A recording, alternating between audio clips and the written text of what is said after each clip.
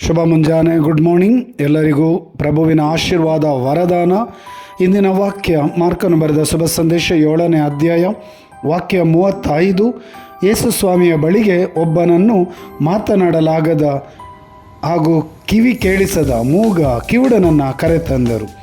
ಯೇಸು ಸ್ವಾಮಿ ಅವನನ್ನು ಮುಟ್ಟಿ ಎಫ್ಫಾತ ಎಂದರು, ತೆರೆಯಲಿ. ತಕ್ಷಣವೇ ಅವನ ಕಿವಿಗಳು ತೆರೆದವು, ನಾಲಿಗೆ ಸಡಿಲವಾಯಿತು, ಅವನು ಸರಾಗವಾಗಿ ಮಾತನಾಡತೊಡಗಿದನು. Praise the lord.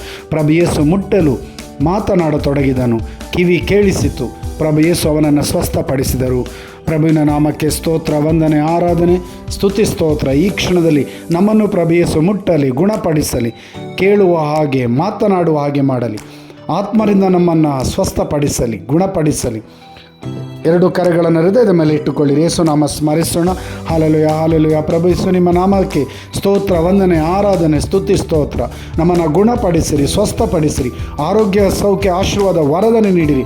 ಎಲ್ಲ ದುರಾತ್ಮದಿಂದ ಬಿಡುಗಡೆ, ದುಶ್ಚಟಗಳಿಂದ ಬಿಡುಗಡೆ ನೀಡಿರಿ. ಪಿತನ ಸುತನ ಪವಿತ್ರ ಆತ್ಮರ ನಾಮದಲ್ಲಿ.